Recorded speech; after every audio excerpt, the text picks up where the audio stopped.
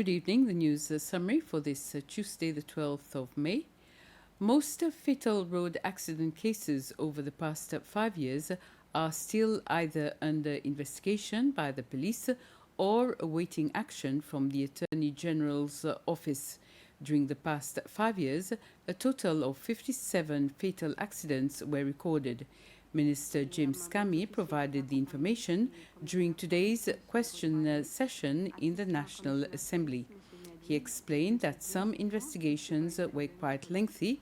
He also said that many of the victims were young people involved in motorcycle accidents, and it was for this reason that the issuing of licenses for motorcycles have been suspended. The construction of the new Ile Soleil Health Center in Onsopin is expected to be completed before the end of this year, following several delays. Responding to a question from the member of the National Assembly for the Onsopin district, Sandra Sultan, regarding the progress of the project, the Minister for Health, Dr. Marvin Fani, stated that the facility was initially scheduled for completion in July. However, due to delays encountered during the construction process, the project is now expected to be completed in November this year. The project, which is being undertaken by Dubai Civil Engineering, is costing the government approximately 30 million Seychelles rupees. Once completed, the health center will provide a wide range of services, including medical consultations, specialist care, emergency services, family planning, antenatal screening, physiotherapy, dental care, and public health services.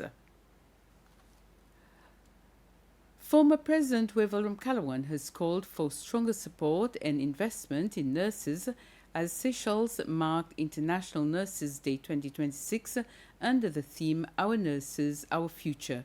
Caring for nurses strengthens economies.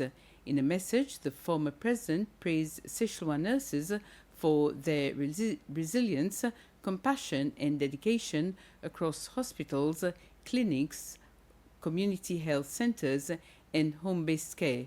He also acknowledged challenges facing the profession, including long working hours, staffing pressures, and emotional strain. Mr. Ramkalawan stressed that improving working conditions, professional opportunities, and recognition for nurses is essential to strengthening the country's healthcare system and safeguarding Seychelles' social and economic future. And the l'Union démocratique Seychellois party has paid tribute to nurses and midwives across Seychelles on International Nurses and Midwives Day, praising their dedication and vital role in the healthcare system. In a message signed by the Secretary General, Philippe Motti, the party called for continued investment in the profession, including better working conditions, staff retention, and career development. This year's theme is Our Nurses, Our Future. Empowered Nurses Saves Lives. The Secretary of the Prison Commission of Inquiry, Chelsea Albest, has called on members of the public with relevant information or evidence to come forward as part of the ongoing investigation. The Commission is examining the alleged riot that took place at the Montant-Posé prison between the 5th and 6th of December 2024. It has confirmed that information related to the inquiry will be made accessible to the public via its official website. Since last week, several witnesses, including inmates, have begun giving testimony before the Independent Commission. They have recounted their experiences and observations of the events that occurred during the two-day incident. According to the Commission's Secretary, the information and evidence gathered are being progressively published online as part of the inquiry's transparency process. So we have our own website, which is prisoninquiry.sc. You can visit the website, and on the website itself, we have the schedule for the different hearings, the time that it starts, and then whether it will be in public or it will be closed session.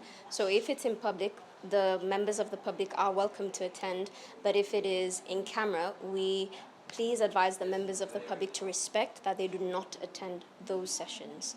But then as with the website, you can see more information about what the commission is all about, what is our role, what is our purpose, and then you can also find information regarding the members of the commission, the commissioners, and the secretary itself. So you won't get to see what is being told to the commission because this is what the commission is taking in, especially those that are done in camera because this is private and those witnesses wish to remain anonymous.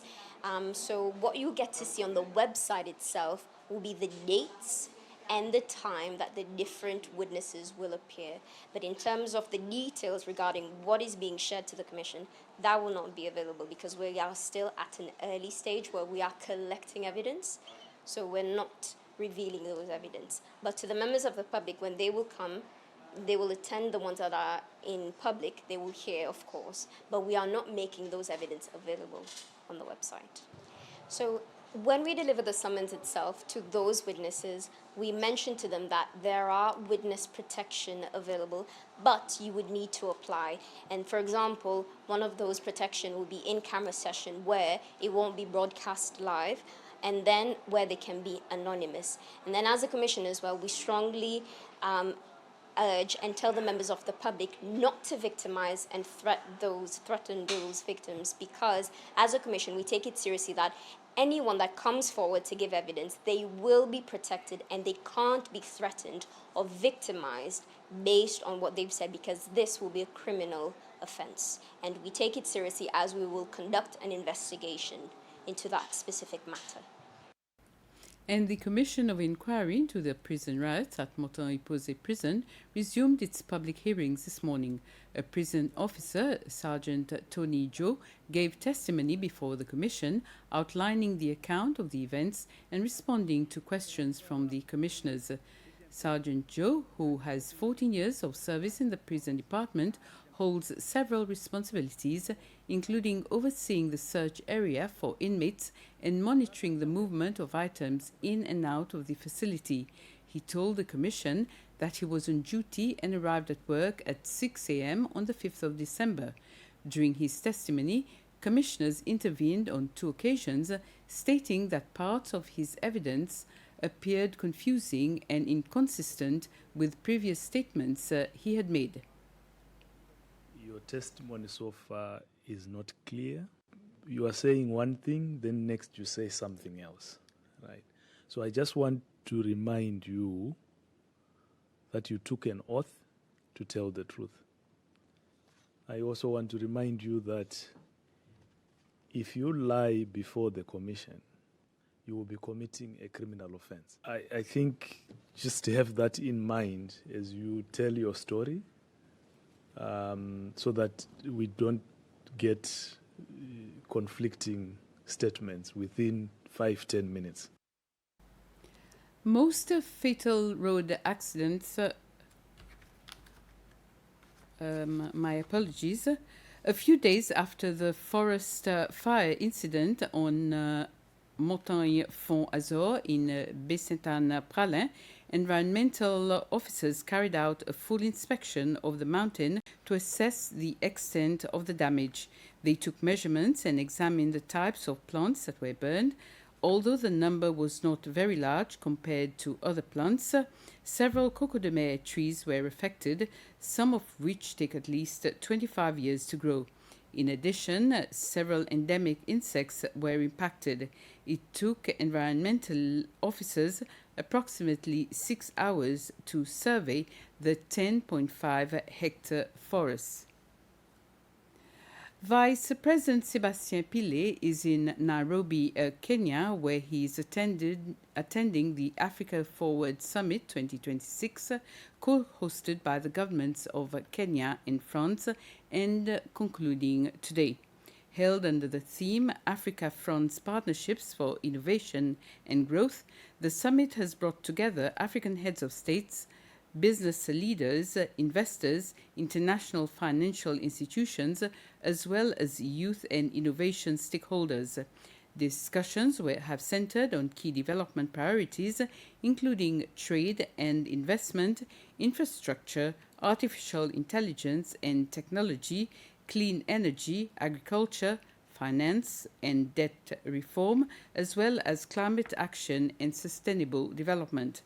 A major point of discussion has also been the perception of African countries in international financial markets, with several leaders noting that the continent is often classified as high risk, a factor which continues to limit access to financing and investment opportunities.